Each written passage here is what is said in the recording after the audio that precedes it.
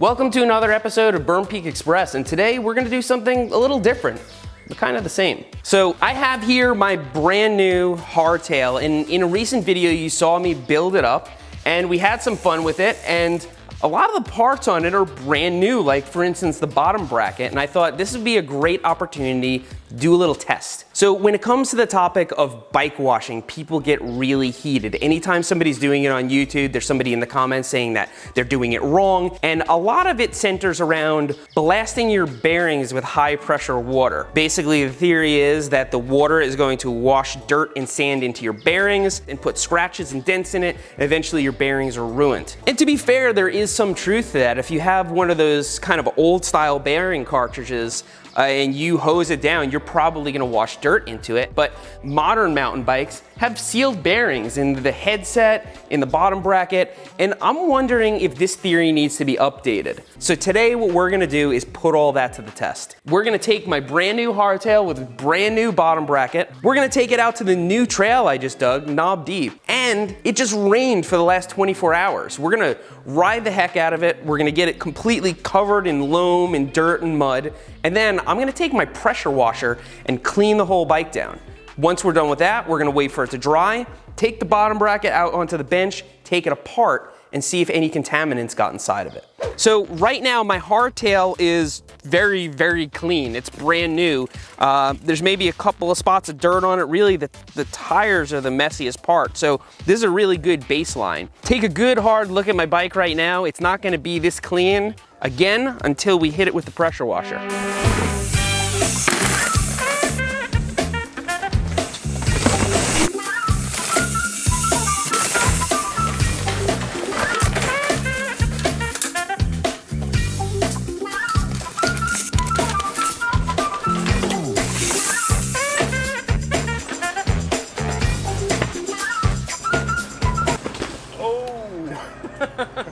So what's happening here is something I discussed in the video about building this trail.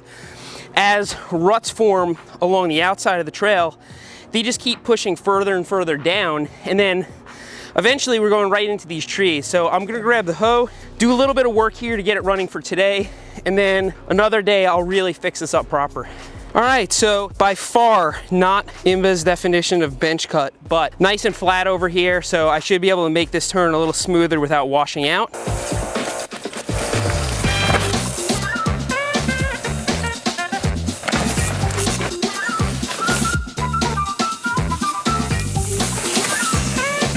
I hate making these disclaimers. It makes me sound like a trail Nazi, but if somebody else maintains a trail, be it volunteers or whatever, don't go skidding around and kicking up roost. This is my trail, I maintain it. If a mud pit forms, I'm the one who's gotta fix it. But if you do it to somebody else's trail, you're just creating work for them and it's not cool, so always think about that. So the bike is not that dirty at all because it's hero dirt today. It's as good as dirt gets. When it rains like crazy here, the dirt gets amazing. It's all holding together. It's just falling right off the bike. It got a little messy. We did a lot of riding, a lot of skating, a lot of kicking up roost. Let's get over to the wash station, plug in that pressure washer and give her a go. Hey little buddies! Ah, little huskies. Drums, why don't you greet me like that?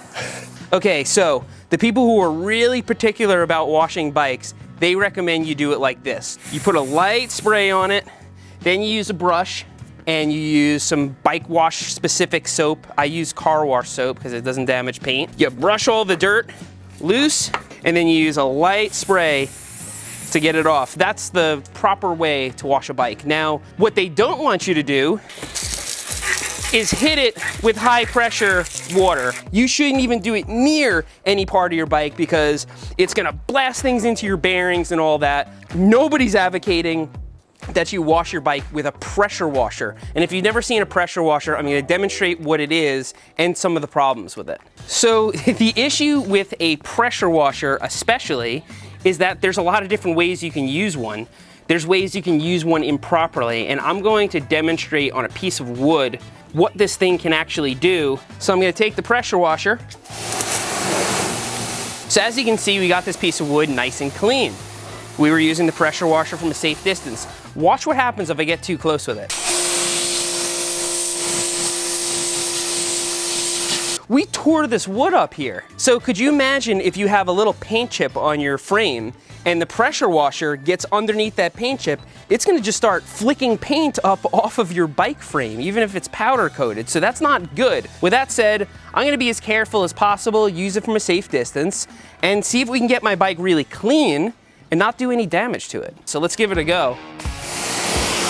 All right, that seems to be working pretty well. I don't see any damage. Now I'm gonna get into some of the parts like the derailleur, the cassette, bottom bracket, what everybody's worried about, and the actual surface of the tires. We're just gonna get this bike clean. Whoa, look at how clean the tire is. Super sweet.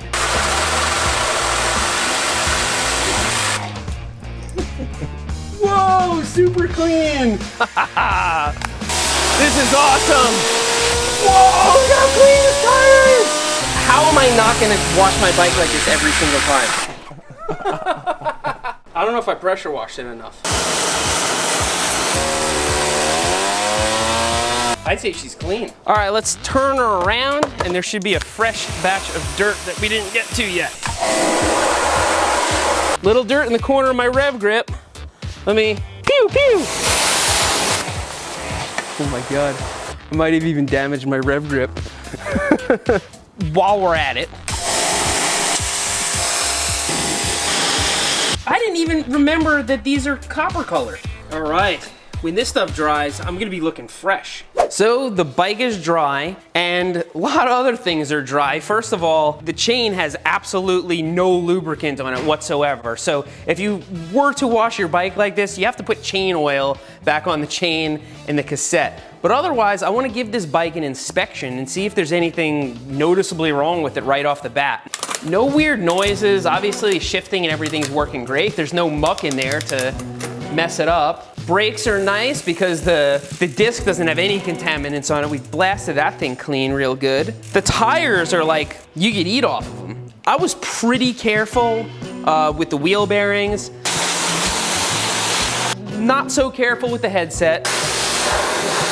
And I was really not careful with the bottom bracket. I was just nuking the bottom bracket. This is awesome. Let's dig right in and see if we have any problems here. So the first thing I'm gonna do is I'm gonna take the chain and chain guard off so that we can spin the cranks without anything attached to it. That way we can listen. I can't hear anything, I can't feel anything. It's like super smooth. Let's take this off and give it a closer inspection. Okay, remember we just put these on last week, and I remember greasing them, and yeah, the spindle is, yeah, it's just grease on here, real nice. So one thing I am noticing is I'm taking this off and there's water inside the frame, and I don't know whether it would dry up or whether this water ingress would kind of sit there and eventually cause problems. So a lot of the times I'll work on my bike and I'll wash the bike thoroughly before I start working on it. So I've washed my bike and immediately taken my crankset off, and I've never seen water inside of it. So that's notable, that's unique to blasting it with a pressure washer for sure. Let's take this bearing off and inspect it a little bit better. Man, the bike is really, really clean. It does a great job, but I don't think anybody was disputing that. So we have this, and this is a just high quality sealed mountain bike bottom bracket bearing. It's got a little bit of water on it. I think that would evaporate. This one's really well sealed up. I don't think I got any sort of water in here. I can't even wedge a pick underneath it. I mean, when I say it's moving so smoothly, like there's no way any sort of grit got in here. So I think it's fine. I'm going to check my headset and see if any water got in there. And then we're gonna check something else. So we'll loosen our pinch bolts. Wasn't thinking it through. Definitely water on the headset. Is it enough to cause a problem? Is it gonna be an issue? I don't know. It will probably evaporate. There's just little water droplets, so you can see them here, and you can see them settling in there. Would washing your bike with a normal hose have these water droplets on your headset? I don't know, we didn't try. We don't really have a control on this experiment. There's actually a fair amount of water in every part of this headset. The bearing still seems really smooth, the grease is still all there. It looks like the dust seals do a pretty good job of keeping dirt and things out of your bearings, but The water most definitely gets in. So I'm gonna put this all back together and we're gonna check for one more thing. What I'm gonna check next is, did any water get inside my frame? There are holes for internal cable routing. I have a wireless dropper post, so this one's wide open. There's nothing covering it. Should probably do something about that. We're gonna just take this dropper post out. Wow, there is definitely water on the dropper post. I don't think it would damage anything, but worth noting. Doesn't seem like there's enough water where it would start dripping out. I'm gonna shine the flashlight in there, see what we're working with. Yeah, there's a little bit of water in there. I don't think it's anything we could really get with the camera, but I'm just looking down there and it doesn't necessarily look dry. If I were to just wash my bike normally, I think I'd probably, from now on, just take the seat post out and let the whole inside of the frame air out, because it looks like a little bit of water does get in. So what did we learn today? I would say that we learned that dangers of blasting your bike with water are way overstated. And I know that there are lots of different types of bikes. Some of them don't have sealed bearings. Some of them don't have that high a quality of parts, but I have a pretty average bottom bracket on here, pretty average headset, just what you'd find on a good mountain bike with sealed bearings, and everything seemed to hold up. Does that tell us anything about what would happen if you did this every day? No. Does it tell us what would happen if it was really covered in sand and you were just hitting it directly? No, not necessarily, but I think we did learn a few things. And when I can ride on my local trails, I go through creek crossings this deep, and my bottom bracket and pedals and wheel bearings and everything just get completely submerged. And the worst thing that can possibly happen, the absolute worst thing, is you have to replace your bearing. I, for one, will probably not be using the pressure washer every time I wash my bike, but if I find myself in a situation where I have to go to one of those self car washes and blast it down, I'm not gonna lose sleep over it. So I hope you learned something today, and if you didn't, I hope you at least found this entertaining, and thanks for riding with me today. I'll see you next time. The craziest part about our thumbnails is that they're never clickbait. It's actually not clickbait at all, so I gotta look super amped here.